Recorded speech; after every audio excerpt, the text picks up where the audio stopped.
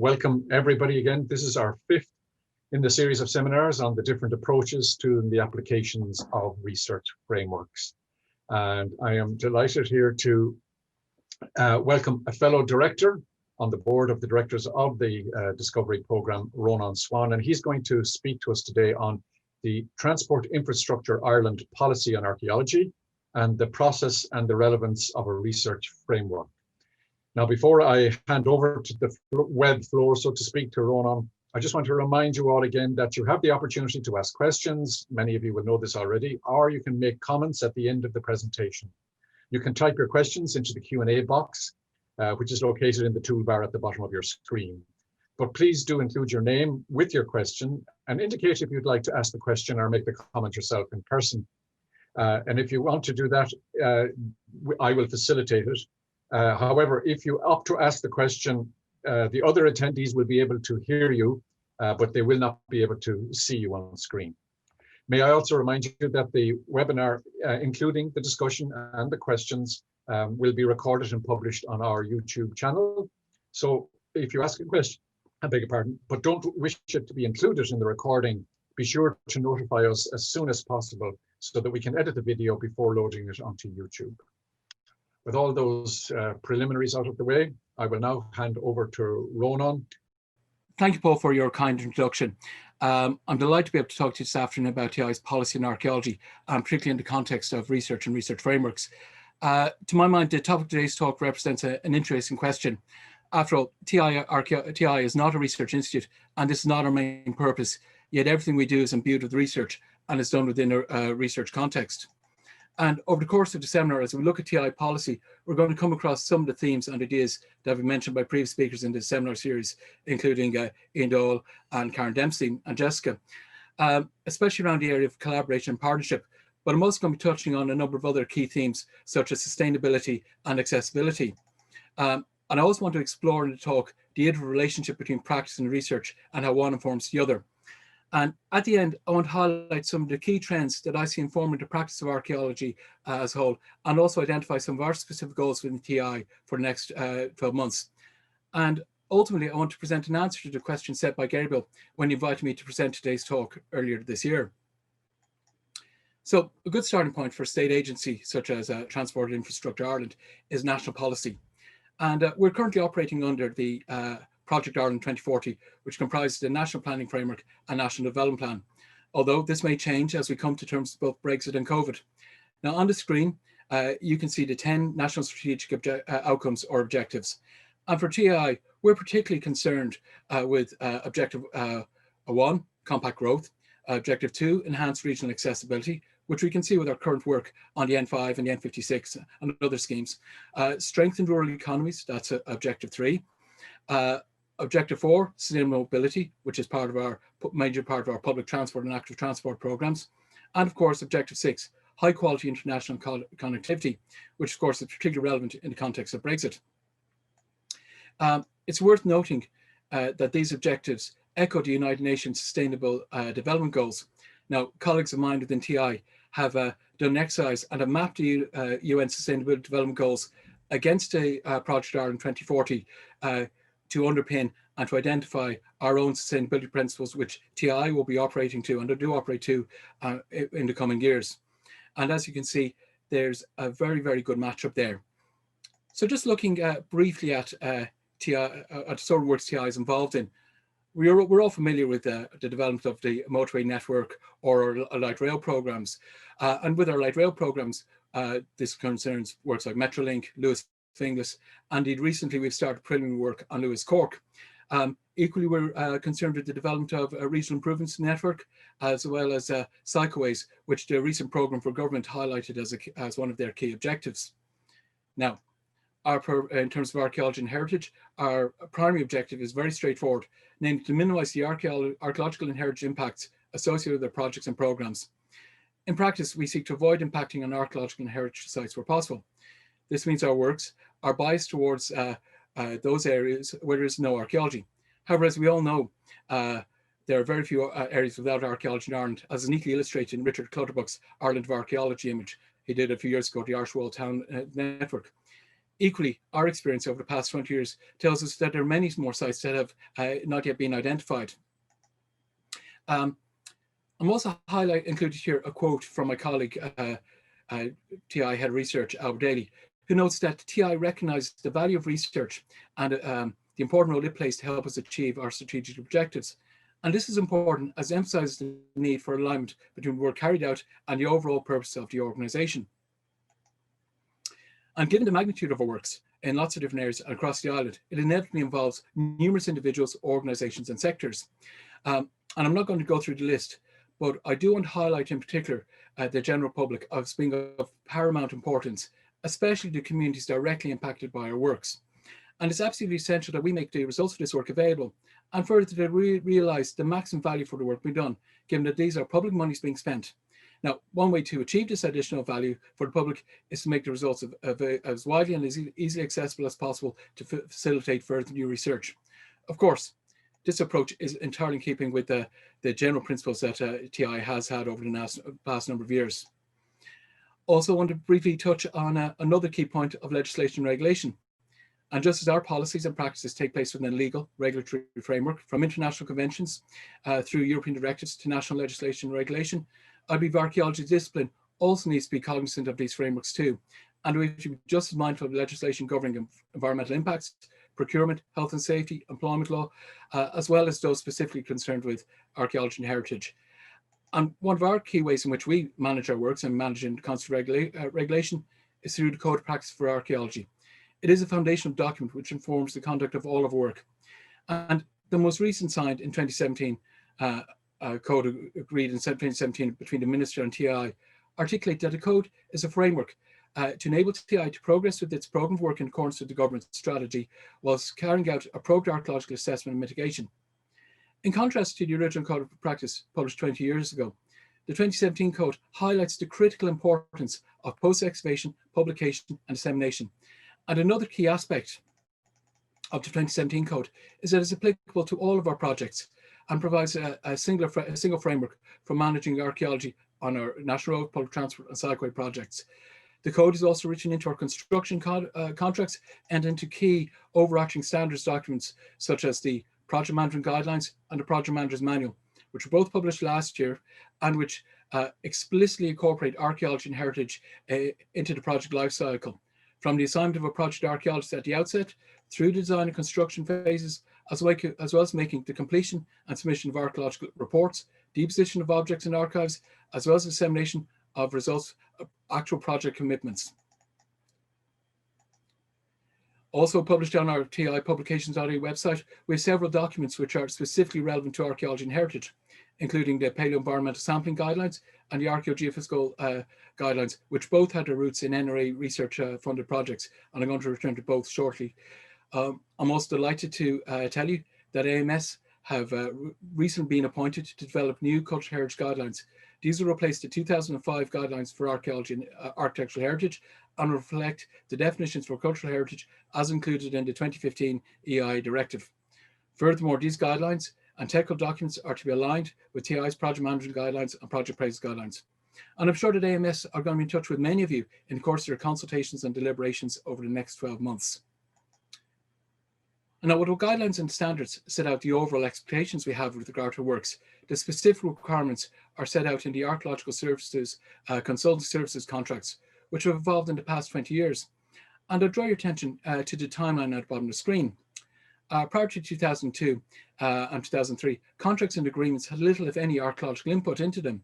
Indeed, many were really just focused on site works and had paid no particular attention to the post-excavation aspects of the projects.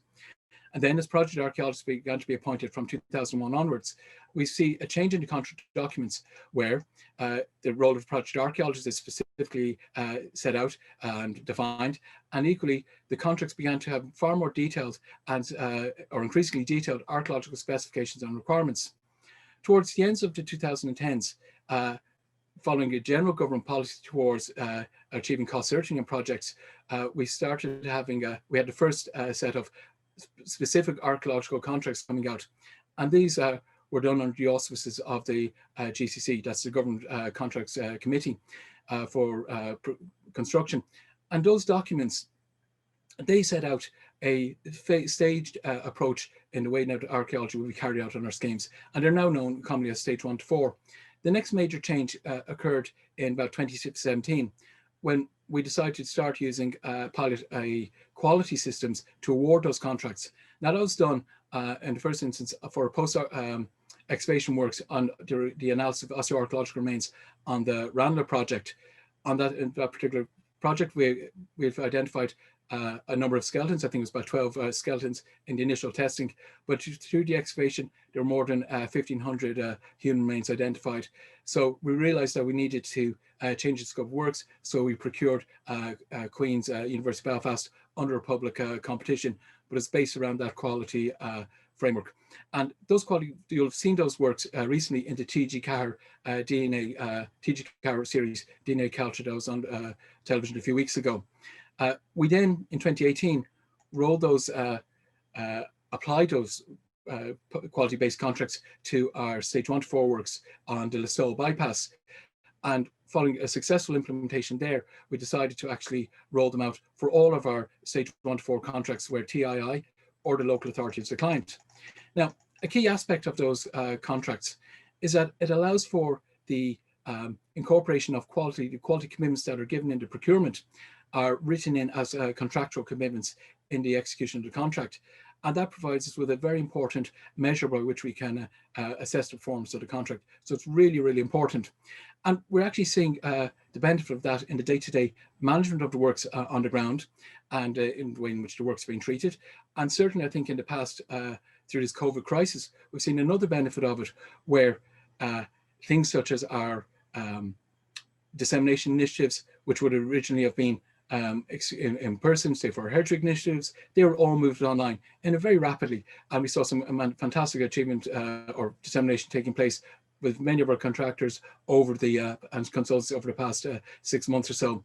Equally, we saw the in the management of the works themselves, the companies were able to provide a very responsive approach to managing, and I'd just like to acknowledge the work they did in managing in the COVID crisis, which brought tremendous pressures to bear.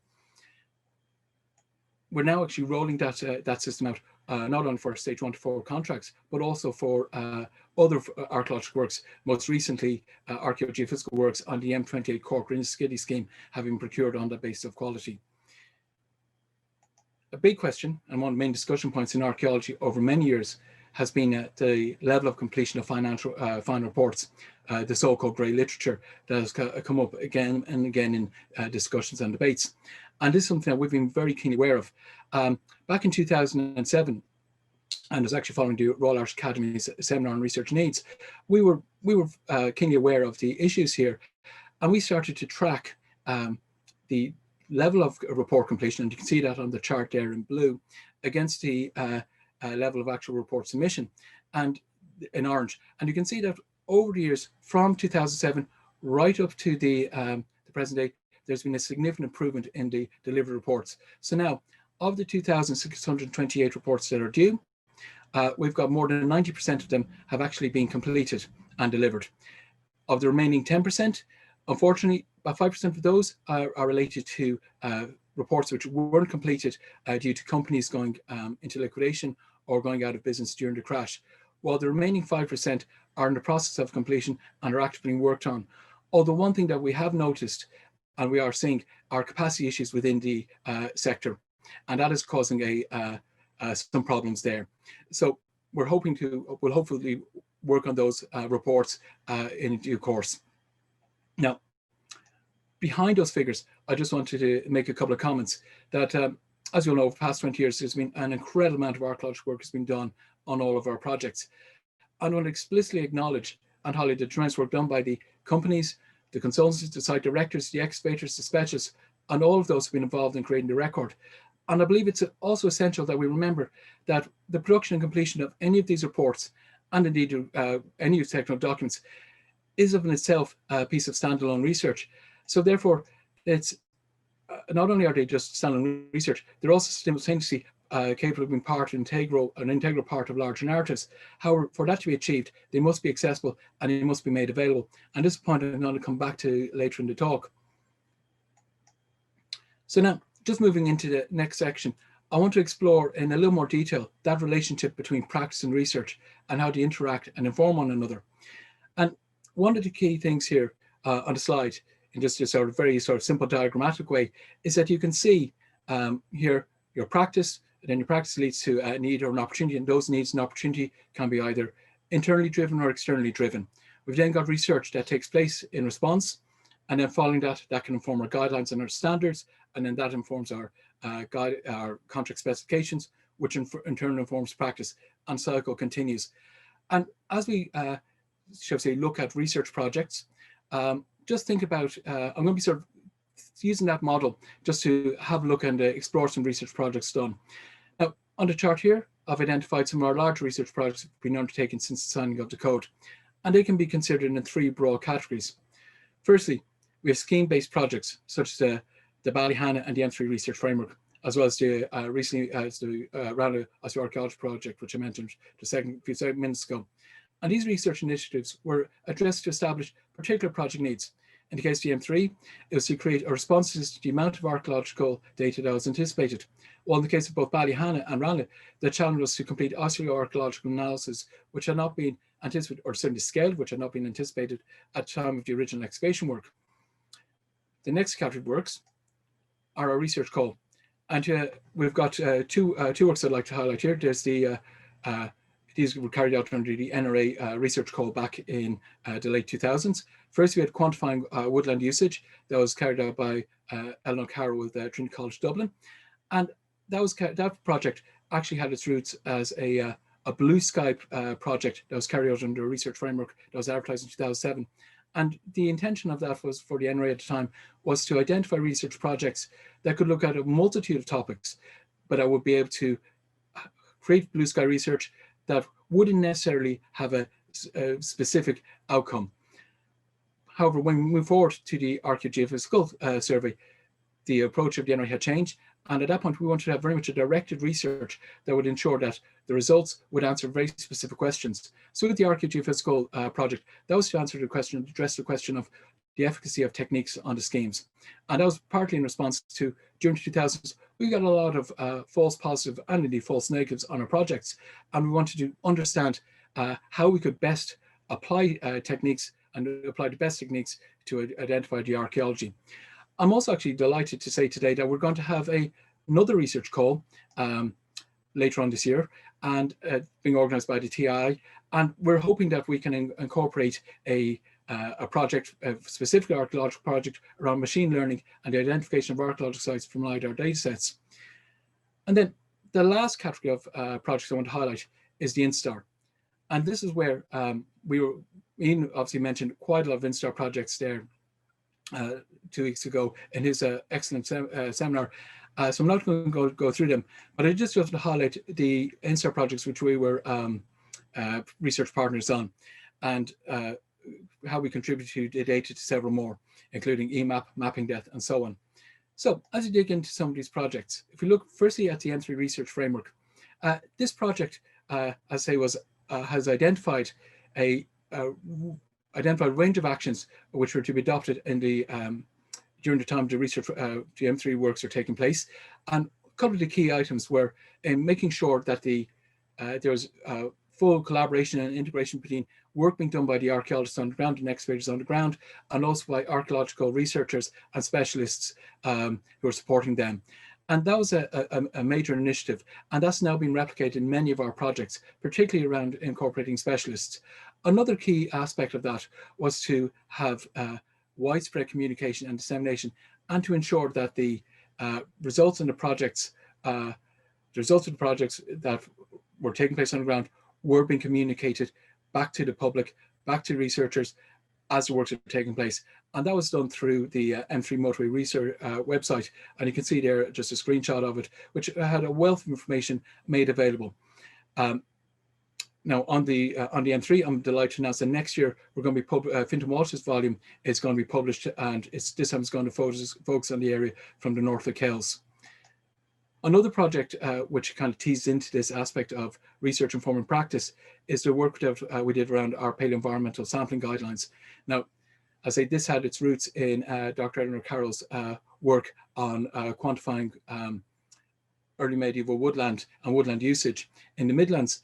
And that project, along with Ellen's work with other specialists, other paleoenvironmental specialists from the IPAN, and also commercial and also paleoenvironmental specialists who were working on our data sets in the late 2000s and have been involved with many of the projects, including cultivating societies and other Instar projects.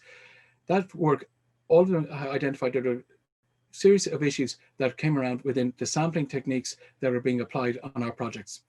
And because of that, we wanted to identify new strategies and actually have an informed sampling strategy that could help when it came to paleoenvironmental samples, that could inform research questions, not only for the actual excavation reports themselves, but also for to address greater narratives, and also to be able to be incorporated into greater narratives. Because one thing that we found was that some of this material, when it was being excavated, either was bolted on to the excavation report and wasn't necessarily taken into the actual overall findings, and in other cases that it was very difficult to bring it into broader data sets. So a major piece of work was done there. And those guidelines have had a fundamental effect in the way in which we carry out our works. We now have on our projects an appointment of a project environmental specialist from the very outset of the projects right the way through. That project environment specialist is working with the senior archaeologist, is working with site directors, working with the excavation crews, and they're able to ensure that the information that is being collected is being done in accordance with the environmental strategy, and also that strategy is evolving through the course of the works. So it goes through the identification phase, it goes through our excavation phase, and then it also actually goes into our post-excavation analysis and makes sure that it is fed back in. And it also tees up for further research down the line. So absolutely crucial piece of work there. Another piece of work we've done is the NRA Research Fellowship into archaeological surveying. As I said earlier on, this was done in response to our need to identify the different issues around false positives and false negatives that are arising on NRA schemes back in the 2000s. So following the work by James Bonsall in Armand and Chris Gaffney, that work led to the publication of this document, Preparing for the Future.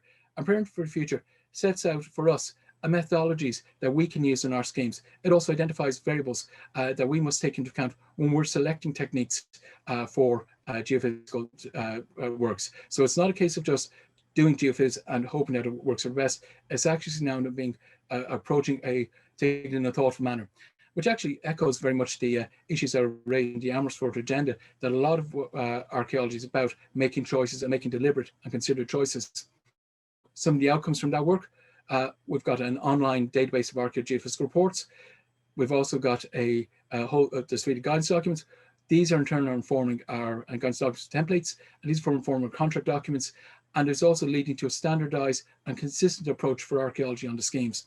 And that's absolutely critical in the delivery of the works. So now I just want to move on to the final Instar project, or the final research program I'm talking about here. And this is the most recent Instar project, Seeing Beyond the Site. Now, TI were research partners along with UCC, who are the lead partners, University of Bradford, the private sector and the private sector. And collectively, it's a research project that has been looking at this whole issue of sampling, looking at C14 dates, looking at the issues around it, and trying to identify the strategies that are best capable and best suited for coming up with the answers. Now, one of the innovative spin-offs from this project for us were a series of C14 workshops given by Dr. Katharina Becker of UCC and Dr. Derek Hamilton of New York, which were held for archaeologists on the N61 the Seoul bypass. These YouTube videos have been recorded and are now available to watch on our TI YouTube channel. And they provide really, really useful information and really, really good guidance for archaeologists who are carrying out work, who are actually doing the work in terms of sampling, so that we're getting information that actually can, our strategy are meaningful strategies. It's not just a case of taking as much as you want and hoping that it'll be sorted out in post-X.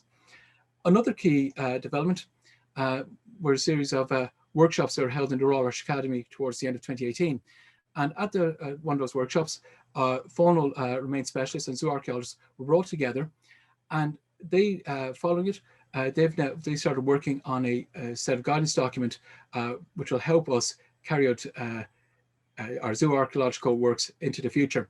And I expect that in the same way the paleoenvironmental guidelines have informed practice and have changed practice, I expect that these zooarchaeological guidelines will also do that, and they're going to be published in next year in 2021. So I now want to turn to a topic of enabling research, which is an absolutely important objective of TI. And I said in these seminars over the past couple of weeks, we've heard quite a bit about the TI digital heritage collections. And I think one of the key things I'd like to talk about is give you an idea of a little bit about their background. They started out as an initiative of the Cultural Heritage Data Working Group that was convened by Dr. Del Radnock, CEO of the Discovery Progamme, and Beatrice Kelly of the Heritage Council back in 2013. And in those work group, a wide variety of stakeholders brought together.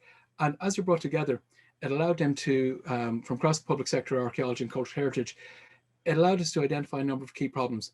And one of the key problems is about digital data. So a pilot project set up, and that was with ourselves, the Discovery Progamme, and the DRI. And the Discovery Progamme, I have to pay tribute to Discovery Progamme here, act as a bridge between ourselves as archaeologists in TI and the digital scientists and data scientists in Discovery. And together, we were able to come together to, shall we say, leverage all of our respective strengths. So at the end of that pilot project, it was very successful. We were able to get all of our data uploaded. We were able to do it in a manner that was in accordance with metadata standards. And we've also got now of the all of the reports that are on the DRI, we've got what's called 80%, it represents a total of 80% of the reports that are due on TI projects are now accessible for members of the public to read. And I should say for researchers. And a key aspect of that, and key aspect of recent work, has been that the DRI has actually made that information, has aggregated that to the Europeanaeu. Now, for those of you who don't know, Europeanaeu is a European Union's Cultural Heritage Forum, and it brings together digital material from galleries, libraries, archives, and museums right across the continent, and even it also incorporates some material from America and elsewhere.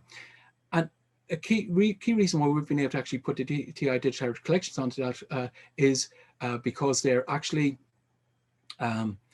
recorded in a manner that's they've got proper metadata standards. They're also in accordance with FAIR principles, either findable, accessible, interoperable, and reusable. And just as an example, I put up here a search for late Neolithic houses. And in that search for late Neolithic houses, I got responses back from our own schemes around the country. And I also got responses back from excavation reports produced excavation reports produced in English from the National Library of Serbia.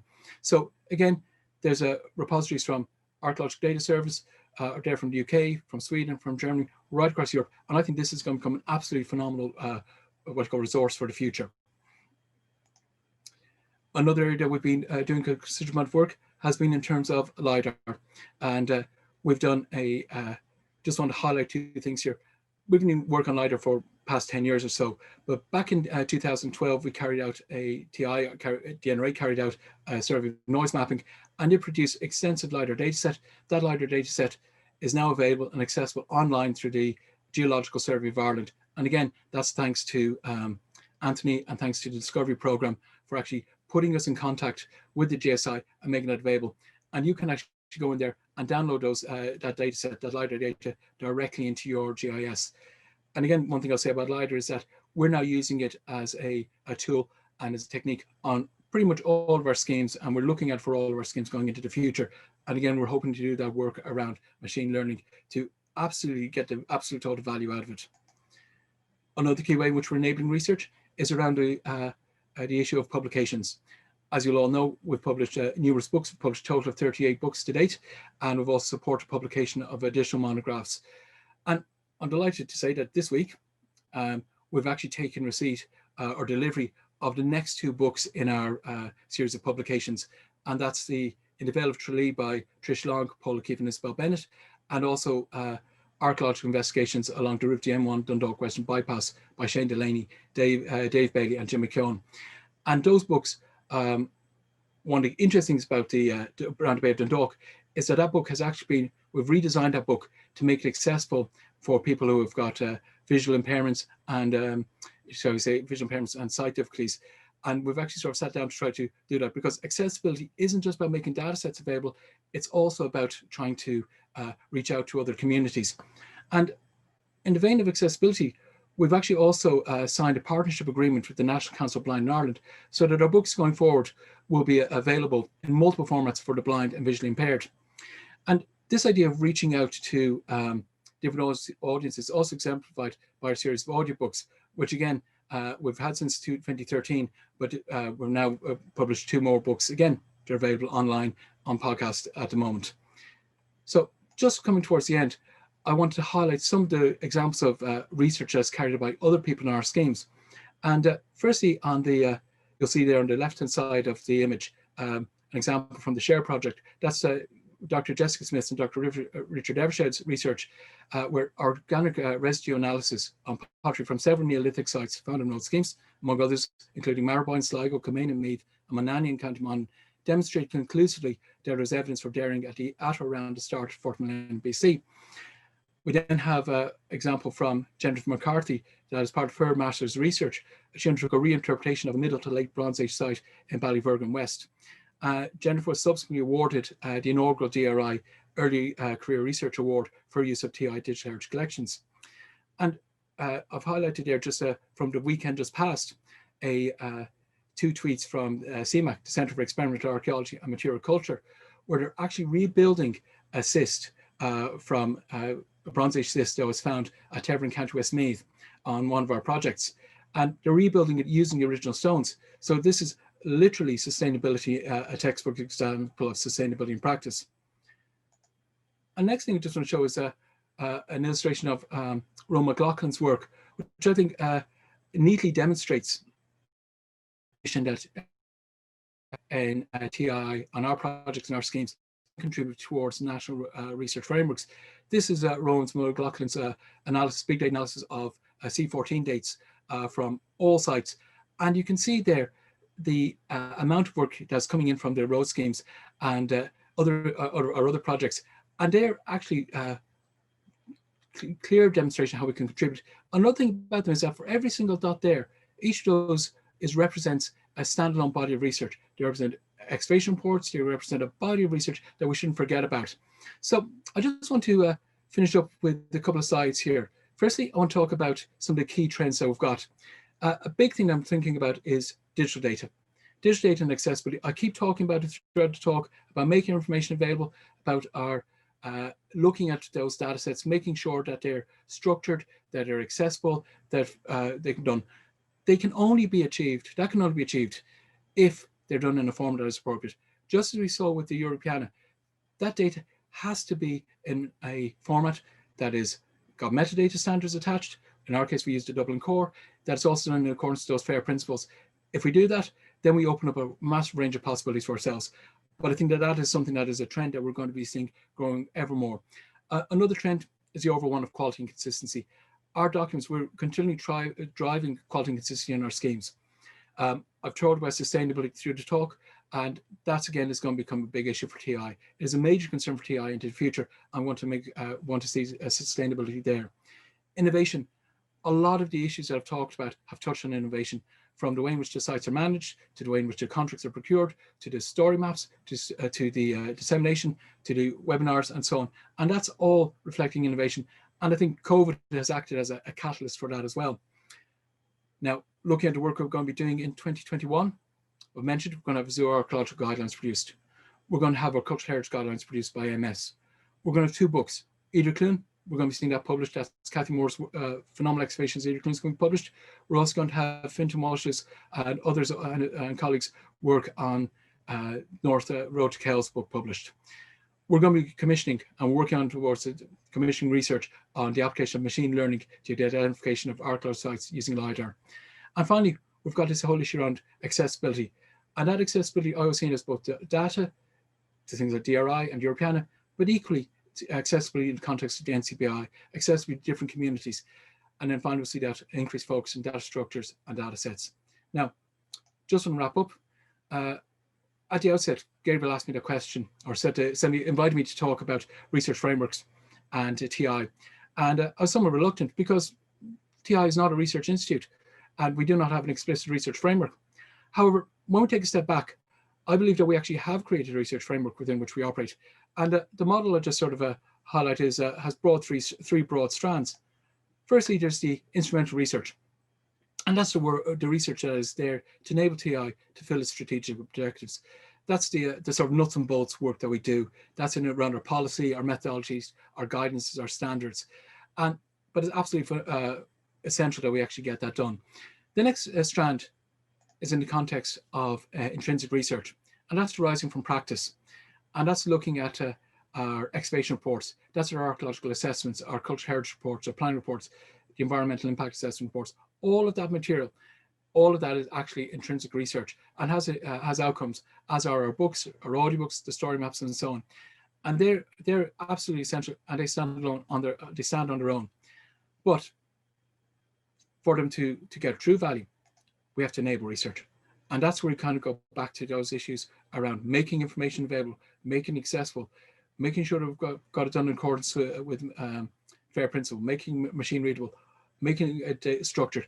And that's something I think that we at TI can definitely contribute to the broader national research frameworks.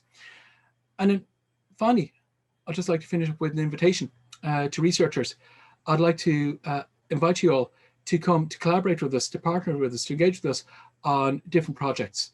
And because I think that collectively, and actually it's one word I would say, that everything that we do and everything I've talked about today has been about collective work and collective endeavor. But collectively, we can make a massive difference for the future. So with that, I'd like to finish. Actually, sorry, just one last thing. I'd also like to invite you to share your results with us as well. But finally, I'd just like to finish off by saying thank you very much to Gary for inviting me. I'd like to thank Linda, Paul, and Anthony. But I'd like to thank everyone in the Discovery Program. I'd like to thank my colleagues in TII for all their help and support. I'd like to thank Richard and Ronan for sharing their illustrations with me. But ultimately, I'd like to thank all of you and all of those people who've worked on or contributed to our projects over the past 20 years. So with that, I'll hand you back to Paul, and I'll say thank you very much. Paul. Hi there, Ronan, and wow, is the only thing I can say at the end of that presentation.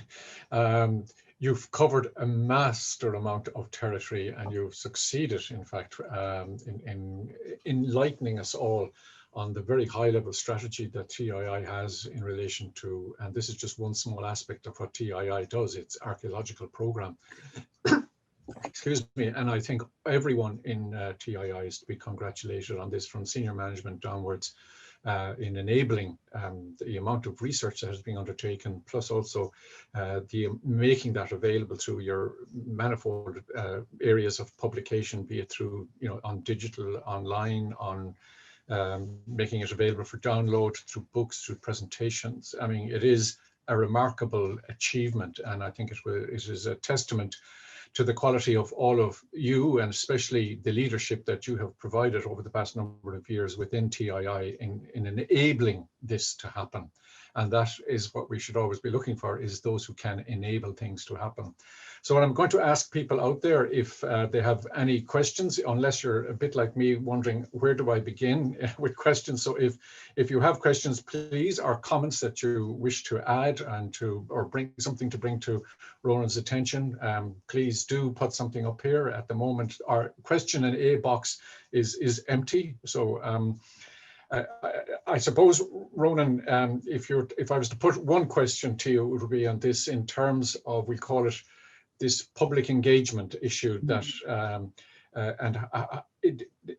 do you see a move away? There is a kind of an academic component, but do you see a move away more to we call it a wider public engagement on the part of your, the outcomes of all of the research and all of the excavations and all of that has taken place? I'd actually put it the other way around. I think that our public engagement, we're a public agency, we're a public body, and public engagement for us is the number one item. We have a responsibility as public servants to the members of the public in all the disparate categories to make information done. We do this work on their behalf. So that's our focus, is the public. And research, we see researchers as another community that we should reach out to, but it's not that the public are second best, it's the public that I think are number one.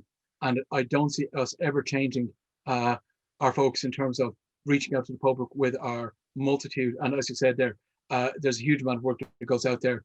Our story maps, our dissemination efforts, our books, our audiobooks. Like we frequently get requests from the public for information about what happened or what about the excavation results that happened in their, their lands, in their shall I say, fields that they went by, that they had before the roads or before like rail projects went in. We frequently get requests from the public, and we want to answer those requests. Equally, we have a very strong program of engagement with students, be they college students, be they transition year students, be they children, trying to ensure that we develop that awareness of the past in them. So yeah, I don't think that we're going to step away from the public. I think that they're absolutely first and central, our number one audience. Excellent. Jessica Smith has just said, excellent talk, Rónán, and thanks. Could you give a little more detail on the Europeanaeu platform? It sounds amazing. Yeah. Yeah, Jessica, thank you very much. And I really enjoyed your talk a few weeks ago. Yeah, it's fantastic. It's amazing. Europeanaeu is it's one of these European projects that's been established.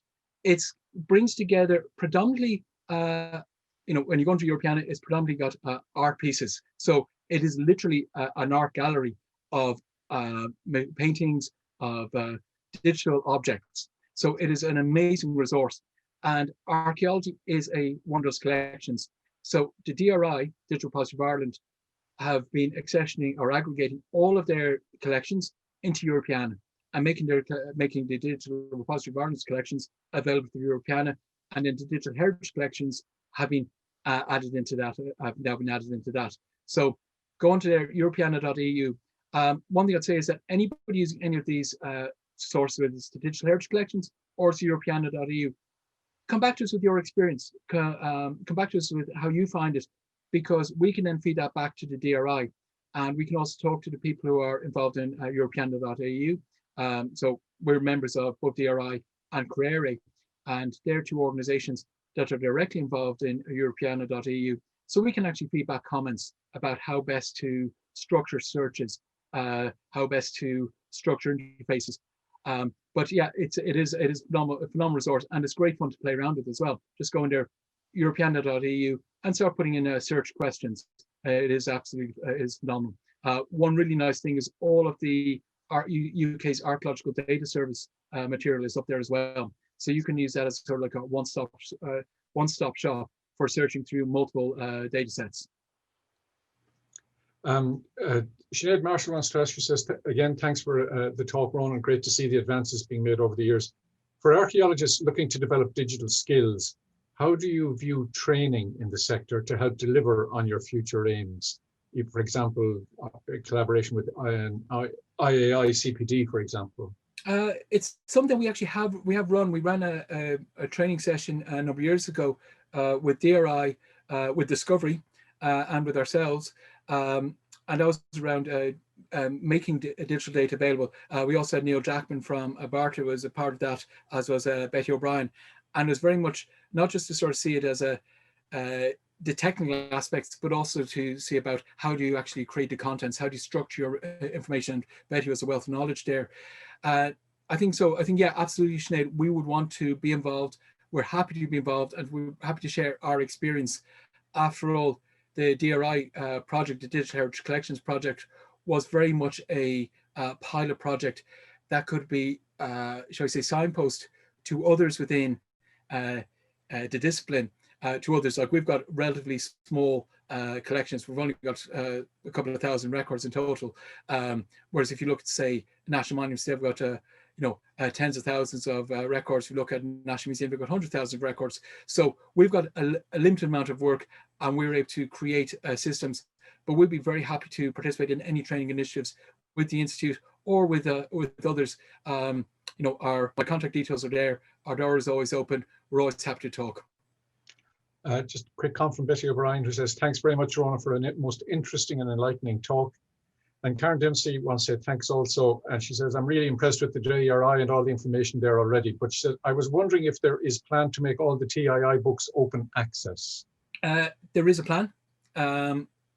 ideally, I'd love to just press the button and make them open access tomorrow, or actually today. Unfortunately, we've got to deal with those lovely things such as GDPR. So our starting point is making them all of the books from Hidden Voices are now, that was our book we published last year, and they're available to read on our website as PDFs. So we've now got 4. At the end of next week, we'll have 4 books on our website to read, and all books going forward will be open. Will be able to read on our website, and then we're going to be going backwards in time when we get the opportunity to actually work out the kinks to make the other books open access. But yeah, ultimately, I would like to have all of our material, all of our books online. As it happens, a lot of our seminar proceedings are already up there. We've actually been able to go through all the GDPR issues and that with our some of our existing seminar proceedings. So it's a plan that we have. It's one of those long range plans. We have to get everything done. Brilliant. Teresa Bulger wants to ask a question. So Teresa, I'm about to allow you to talk. So if you want to say. Hi, Rónán. Can you hear me? Hi, Teresa. How's it going? Not too bad, not too bad. This is probably as well that I'm asking you this in person, because when I typed it out, it was getting really incoherent on me. I was just wondering, kind of at the start of the talk there, you kind of set out that TII's remit in terms of archaeology is to deal with the impact from the roads. So in other words, you're dealing with either avoiding things or mitigating them. Roads and light rail. Yeah, and light rail. TII. Yeah, and TII. I should remember that you're dealing with light rail. But it's just that, like, once you're into mitigation, you're then opening the hoary chestnut that we all deal with in the commercial sector of preservation by record. Yeah. So that's supposed to be the limit of what we do. Mm-hmm. One thing that strikes me in kind of pulling all of this together is that one of the things TII has been doing is stealthily reframing what preservation by record means to you as an organization. That it means not just a process-driven record of, you know, this is what was present at the site and recording dimensions and size and location and taking samples that will go into archives and hopefully somebody will look at it, but actually that reframing and research and understanding and contextualizing the site within a wider narrative is part of preservation by record. So I'm kind of wondering, would you think that in order to really get the benefit of research frameworks, and given that so much archaeological work happens in the private sector, not just TII, not just roads, that we actually have the duty of archaeologists to reframe what we mean by preservation by record? It's not going to be changed. The legal and planning definition is still going to have it, but if we actually say what we mean is understanding a site, it's not, shouldn't be a process-driven exercise. So I mean, part of me, I'm very fond of process-driven exercises, but I totally agree with you. I think that if we solely have it down to an exercise of we need to get our planning permission, we need to do the work, and we don't care about the end outcome, I think a couple of things happen. One is I think the quality of the work suffers. I don't think anybody wants to work in a situation whereby it's a totally mechanistic exercise. And that, you know, ultimately nobody's really interested in the outcome. So I think quality of work suffers. Another thing I think happens is that if we purely see it as an issue to go up onto a shelf in a dusty archive, then nobody's ever going to look at, then that denies the fact that the public have spent and the citizens of the state have spent, have collectively agreed that that archaeology is important, that we should do this work. And I've now decided, we'll just have it as a compliance-driven exercise that is going to be there, and nobody's going to actually, nobody's going to look at it, nobody's going to refer to it. I think that's a very unambitious goal. I also think that it leads to, it's not sustainable in the context that we're not actually getting the maximum value out of that work. And we should be seeking to, whatever we're doing, we should always be seeking to get the maximum value out of that. And whether that's making the information available for junior cert students on the history programs as part of the curriculum, or whether it's making it available for artists who are developing new pieces of sculptures or new pieces of art, or whether it's developing for researchers, make available for researchers. I think that we have to be reframing it to apply to all those audiences. And the other thing is, I've also had conversations with my senior management team over the years, and we've talked about the issue of compliance, and compliance is obviously absolutely important. That's the number one thing we do, but that compliance should be purposeful. It shouldn't be just a tick box. It shouldn't be just a tick box exercise. It should be purposeful. And I was our most recent CEO retired recently, and in his content, in his reference to reference to archaeology within TI, as he referenced all the different sections, he used the phrase stewardship. And I really liked that. I thought that was a really interesting way to frame our work, that we are steward, we have a role and responsibility of stewardship over resource. And that resource is the record on the whole. You know, we are going to avoid as many sites as we can. We are going to preserve sites in situ where we can, but many sites are going to preserve a record. And therefore we have a responsibility to steward that record and to ensure that it is meaningful, that's accessible, and that it's long lasting. One thing that's very much informed my mind and the thinking of my colleagues past number of years has been the NRA was only established in '94. We were then merged into a new organization, TI, in 2015. In 10 years' time, we may be a completely different organization. In 20 years' time, we may have gone through multiple iterations and may or may not exist. However, the impact of the work we've done and the record that we've created should still be there. And that was very much part of the thinking I had when we started our project with the DRI and Discovery, was that we could create a long-term, viable, sustainable archive and repository for our material, because the internet is littered with failed archives and with archives that haven't succeeded and haven't been maintained, and those things require ongoing long-term maintenance. And I think we've really got to get the people who are best suited to do that. You know, archaeologists don't have to do everything. We don't have to be experts in absolutely everything. We can rely on the expertise of others as well. And just on that point, you have that new European project, SIAD, which is Saving European Archaeology from the Digital Dark Age. So this is a key thing I think we need to be mindful of as archaeologists going into the future. Does that kind of address your point, Teresa? Or have I gone out down a rabbit hole? No, I think that has. We have a few more questions, and time I notice is at our mercy here at the moment in that sense, so I better move on, but I think you have certainly covered it in some detail. Just in that context, in relation to your comment on the European and availability and long-term sustainability of the digital component, Helena King has made contact from the Royal Irish Academy's publication office, and she said, you know, just to note that the Europeanaeu archaeology material is available on that on the Europeanaeu website. If you kind of go forward slash, once you get onto europeanaeu.eu/project/Europeanaeu-archaeology. And she just wanted to mention that the RIA has just recently aggregated the NAUD volumes 1 to 6 material, and that has been added to it as well via the DRI. So material is become available on that website, and it is a very, very important resource for all.